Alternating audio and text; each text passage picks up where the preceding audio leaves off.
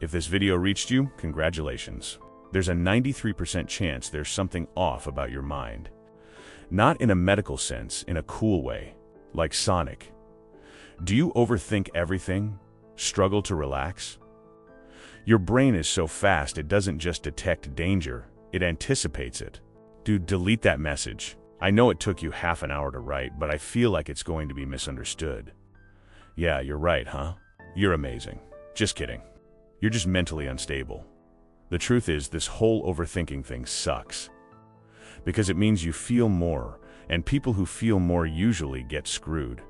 Speaking from experience, I spent 11 months making this video, and now I don't even know how to start. Because I feel like the people who most need to see it won't have the patience. They're exhausted. To quiet an overactive mind, they spend the whole day consuming TikTok reels, draining their brain. And then they can barely focus for 3 minutes. And like 3 minutes isn't enough. Ask my ex, any of them. How do I convince you? And your restless mind is probably already wanting to scroll and read the comments because it won't stop. Watch a 30-minute video about anxiety? I don't know. So instead of trying to persuade you, I'll just make a confession. If it intrigues you, you decide whether to keep watching. I hate psychologists. Before you judge me, let me explain, especially if someone has ever told you, oh, you should go to therapy. I challenge you to hear my experience and not change your view of psychology. And more than that, I'll show you how hating psychologists led me to discover a way to have a calmer mind, and how you can use this knowledge to help yourself and the people you love. The other day I booked a therapy session because every time I looked at my balcony, my mind started playing Nike's slogan, "Just do it." I sat down and talked about what was bothering me: stress, insomnia, the feeling that my future is like the plot of Shrek 5. You can't know for sure, but I feel like it's going to be bad. After an hour of venting, the guy says, "James, I know the problem. You're very anxious. You need to relax." Hearing that irritated me, maybe because he looked like Pablo Markel. Seriously, if I could show you a picture, you'd agree, but I can't. So just imagine it. Without thinking, I replied, "Me? Anxious? I wonder why. Have you looked around? The news, the end is near. Social media, the end is near. Rent bill, the end. Relax? There is no relax. Sorry, but the only way not to be anxious is to be an idiot, or rich, or both. Relax? How if I'm paying you $200 an hour to hear the obvious?" Of course, it didn't come out that perfectly. In reality, it was more like, "Relax, how? You're charging $200? The fact is, I freaked out at a stranger. In my world, acting like that is like practicing sign language in Salvadori. Usually avoid it. As my girlfriend would say after insisting on finding out my secret fetish, wow. I regret asking. I tried to apologize, but it was like they had replaced my brain with a breathless meme edit. "Good night, see you tomorrow." To my surprise, the guy replied, "You're right. We live in a chaotic world. It's hard to change that. But do you know what you can change? Your thoughts. Wouldn't it be good to have more control over your mind? Sleep better, suffer less, avoid mood swings?"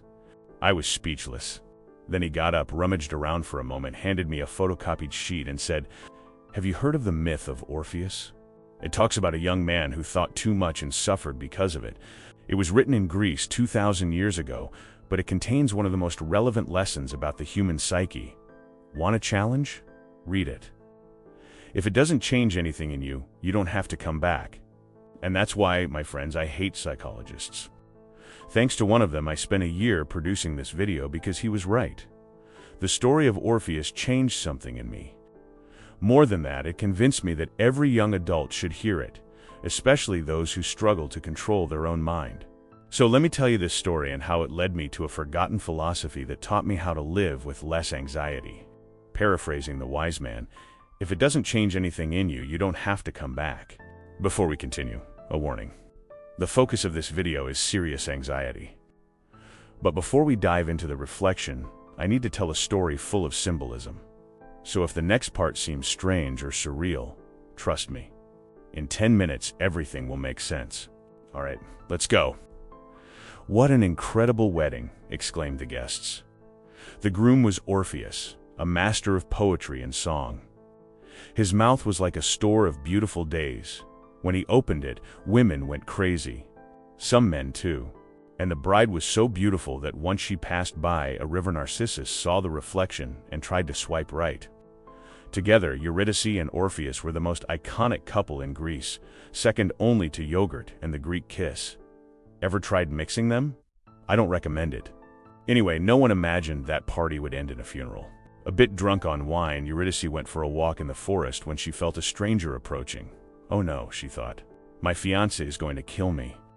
Orpheus was extremely paranoid and jealous. Eurydice couldn't even praise his music too much without him freaking out. Don't love the art, love me, artist. Imagine what he'd say if he knew his bride was alone in the woods with someone else. Terrified, Eurydice ran, but she tripped, fell into a nest of snakes, and died. Devastated, Orpheus screamed, cried, destroyed the gifts he had bought for her, and went to complain to the gods. Gods, help me. My bride has died. Allow me to go to the underworld, the realm of the dead, and bring her back. You know, it doesn't work like that, right? You don't just walk in and revive people. Who do you think you are? Some kind of video game character? Please. All right, fine. But when it all goes wrong, don't complain. And so Orpheus set out in search of Eurydice, not knowing that crossing that gate would change him forever.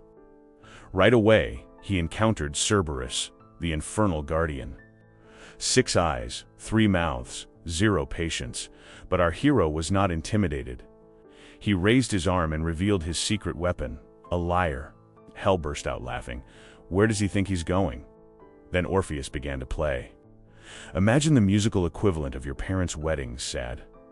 Tragic, even depressing, but somehow you still don't want it to end. Cerberus was moved. Damn, I even remembered my ex, Leica, that fiery dog. True. Yeah. Wait, what? Orpheus took the opportunity and moved forward, leaving the souls in disbelief. Who was that mortal? What was he planning to do next? And more importantly, was he going to charge a fee? Of course not. Orpheus continued, opening his path with music until the show was interrupted. How dare you enter my realm, said Hades, the fearsome god of the dead. Didn't you see the sign? No living allowed. But I only use it, and there's no signal here anyway. Enough. Give me one reason not to turn you to dust. Orpheus takes a deep breath, kneels, and reveals his final resource, his angelic voice. Okay, I can't sing, and neither can RS2, but imagine something emotional. Orpheus declares his love for Eurydice as if he were in an early 2000s emo music video. Faced with his song, the underworld falls silent. The souls stop lamenting, the Furies stop torturing. Sisyphus stops rolling his stone. Even Persephone, Hades' wife, is moved. I've never heard anything so beautiful. Hades, give this man his bride back. Yeah, give her back, give her back. Hades finds himself in a dilemma. On one hand, he can't just go around reviving the dead to please the crowd. What is he now? A blockbuster franchise. On the other hand, Orpheus has won everyone over. Impossible to ignore him. Unless Hades has an idea. All right, simple plan. I'll reboot your My Chemical Romance. But there's one condition. You can't look back. What do you mean? You'll retrace your path to the surface. She'll follow you in silence. If you reach the top without looking back, she comes back to life. But if you look, you'll never see your bride again. Deal. With little choice, Orpheus accepts. The path back is strangely quiet. He tries to speak to Eurydice, but she doesn't respond. That's okay, he thinks. They'll be together soon. He can't wait to hug her and apologize for all the times he was insecure, jealous, paranoid. He's almost there. He can already see the light of the surface. But suddenly, his mind is taken over by a doubt. Wait, why can't I look back? It starts as a spark. This doesn't make sense. It grows into a flame. I don't hear her footsteps. It becomes a wildfire. Are the gods tricking me? In the heat of anger, fear, and hatred merge, turning suspicion into certainty. That's it. Hades tricked me. There's nothing behind me. Eager to expose the lie, Orpheus turns around. But what he sees is worse than any betrayal. Eurydice is being dragged back, her eyes wide, her sweet voice echoing one last time. Goodbye, my love. I don't know about you, but I walked away from that story a bit confused. There are many versions out there. The one I told is based on the photocopy the psychologist gave me, and at first it seemed like a metaphor for grief. Orpheus loses Eurydice, can't move on, looks back, makes everything worse. Okay, but if that's all it was, why did the psychologist say there was a lesson here that could change my life? So I went back, and honestly, it was the best thing I did. He pulls out a sheet full of names, arrows, connections, breaks down the myth of Orpheus, and makes me realize something absurd. No, it's not a story about grief. It's about a mental trap that affects all of us. Me, you, and the person who just thought, that doesn't affect me. Yes, it does, Lucas. Stop fooling yourself. You too. You who overthink too much, feel too much, are too insecure, sit down and listen. Because once you understand the real lesson of the myth of Orpheus, you save yourself about 20 therapy sessions. I'm serious. It all starts with one question. Why did Hades create the rule, don't look back? He could have just said no. What was he trying to prove? To understand that, and what it has to do with us, we need to talk about how anxiety works. Or rather, how it ruins your life without you noticing. Anxiety is like an alarm that goes off in the face of uncertainty situations that might go wrong. You don't know for sure, but there's risk. A dark alley, an ambiguous message, a girl with bangs asking your zodiac sign. The alarm itself isn't good or bad. The problem is the relationship we build with it. For example, imagine two friends on a calm Sunday night. Then they remember they have a test tomorrow. The alarm goes off. Hearts race, minds spin. But each reacts differently. One studies a bit and goes to sleep. He knows he won't get a perfect score, but that's fine. The other panics. Studies, drinks, coffee, studies more, drinks more coffee, cries, more coffee, studies, shakes, drools, hallucinates, transcends space-time. Wakes up late, runs, twists his ankle, forgets his backpack, goes back, twists the other ankle. Throws up, grabs the backpack, slips on the vomit, gets hit by a car, falls into a sewer, steps in something disgusting. Arrives late, begs to enter, sits down, takes the test, throws up again, this time with blood, and passes out. In the end, he gets a 7 minus 1 point for being late. The other gets a 6.5. This difference in reaction isn't always conscious. Maybe one is more sensitive to anxiety due to genetics or past trauma. But over time, our response to the alarm becomes a habit. One learns to treat anxiety like hunger, an annoying but necessary signal. I'm hungry, I'll eat. I'm anxious, I'll do something and move on. The other doesn't. Every time he faces uncertainty, the alarm goes off, he overreacts, and his life becomes chaos. Soon, his mind associates uncertainty with threat, something to be avoided or controlled. Now, fast forward. He's an adult. Uncertainty is everywhere, work, relationships, even the mirror. Since he never learned to deal with the alarm, he lives tense, trying to silence it at all costs. Sometimes that means delaying replies to craft the perfect message. Other times it means checking his partner's phone to be sure she's faithful. That's exactly what Hades sees in Orpheus, a man allergic to uncertainty. Faced with uncertainty and love, he becomes jealous. Faced with uncertainty and death, he lashes out at the gods. These reactions may look like love, but Hades doesn't buy it. That's where the rule comes from. It's as if he's saying, if you really came here out of love, can you tolerate the uncertainty of not knowing if she's behind you for just a few minutes? And of course, Orpheus can't. Because his true motivation was never loved. It was fear of uncertainty. That's where the myth becomes about all of us. The real tragedy isn't just Eurydice's death, it's the cause.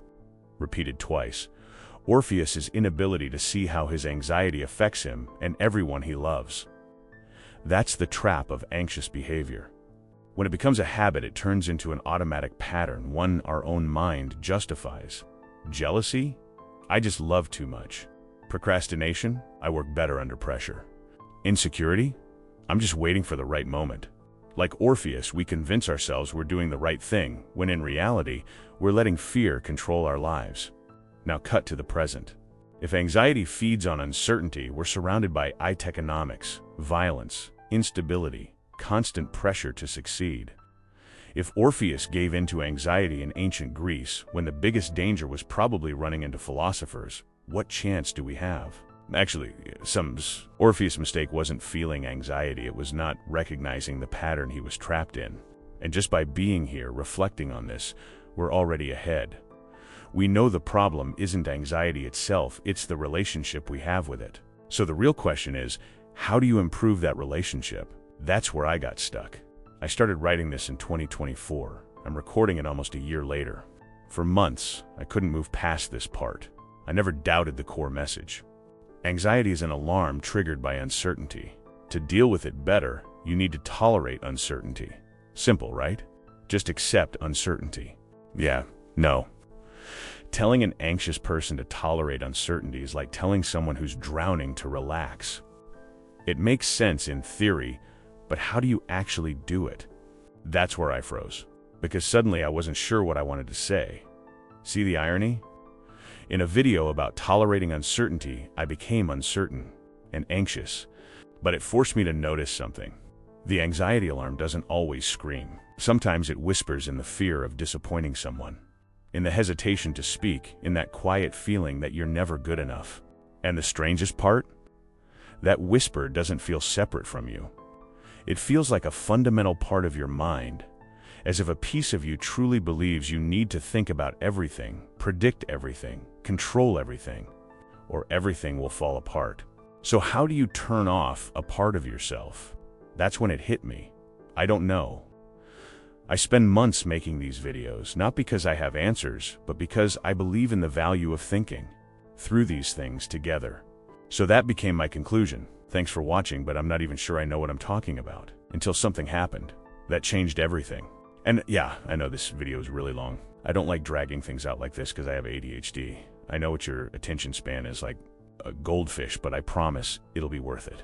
Anyway, the text said, artificial intelligence can imitate the style, but it will never copy the soul of those films.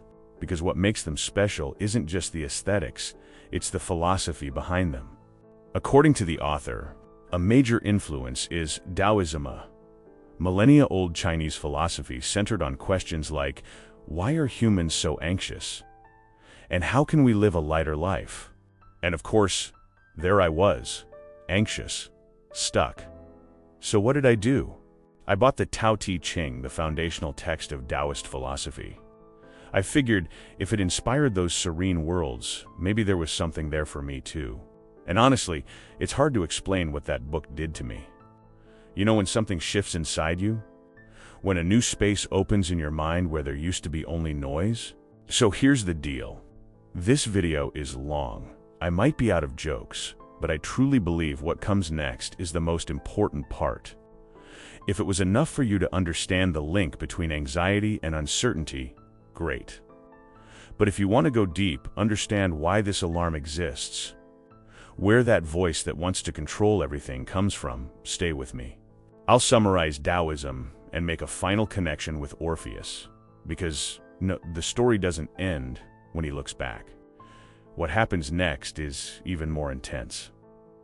But to understand that, we need to ask, why does our mind even have an alarm for uncertainty?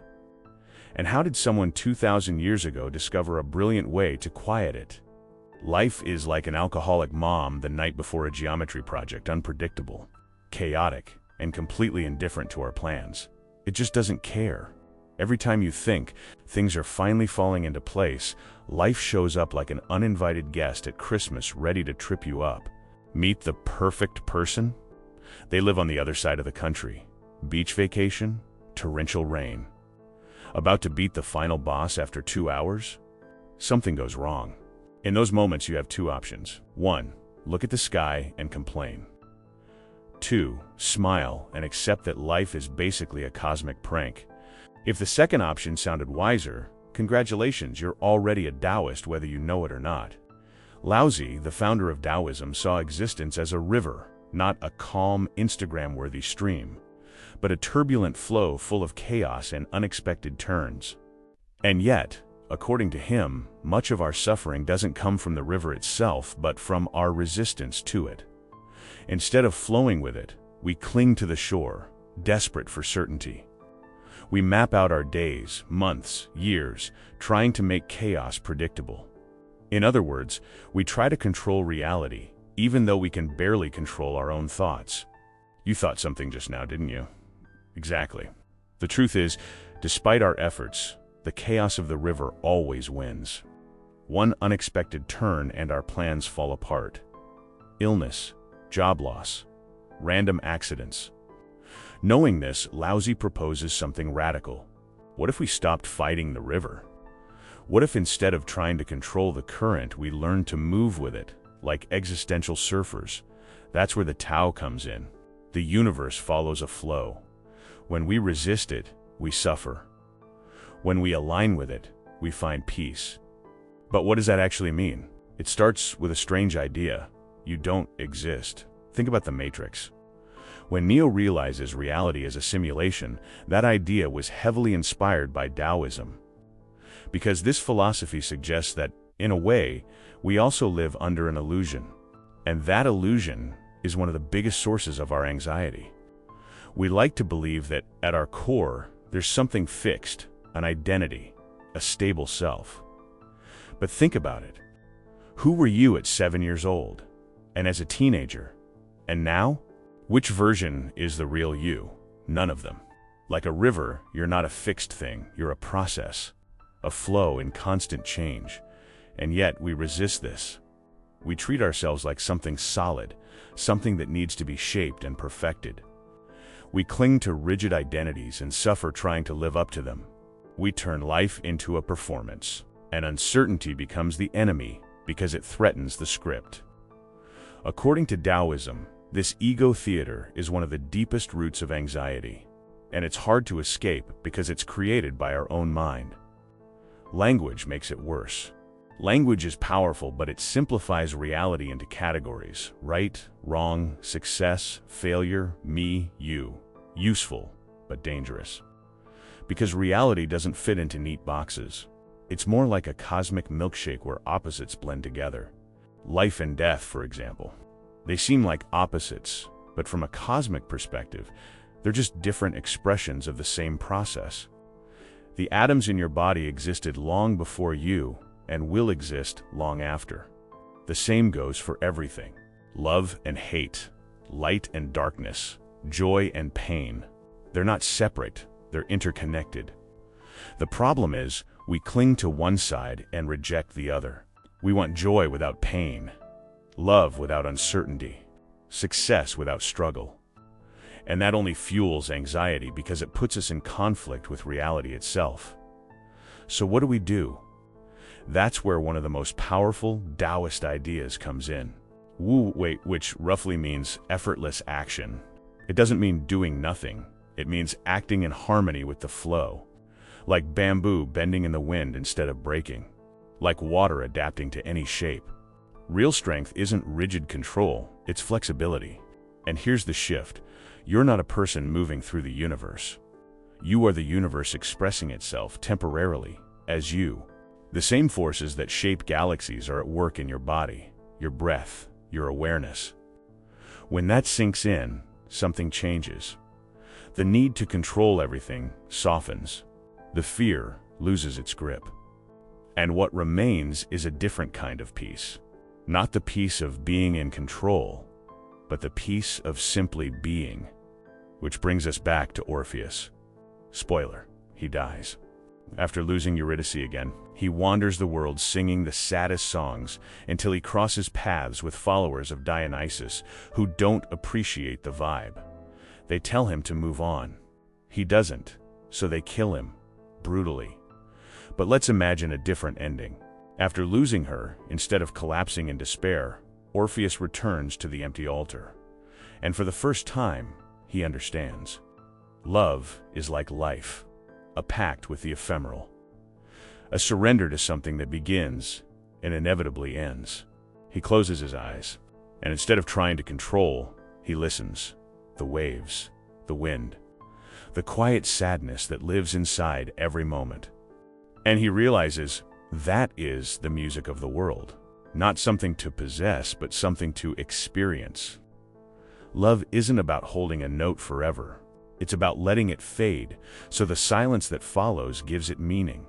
And in that silence, the universe finally speaks not with words, but with a question. In joy and in sorrow. in certainty and in uncertainty. Do you accept? In longing, in loss, in what comes and what goes, do you accept? And if the river keeps flowing, indifferent to your desires, do you still accept? Orpheus doesn't answer with words, he simply breathes.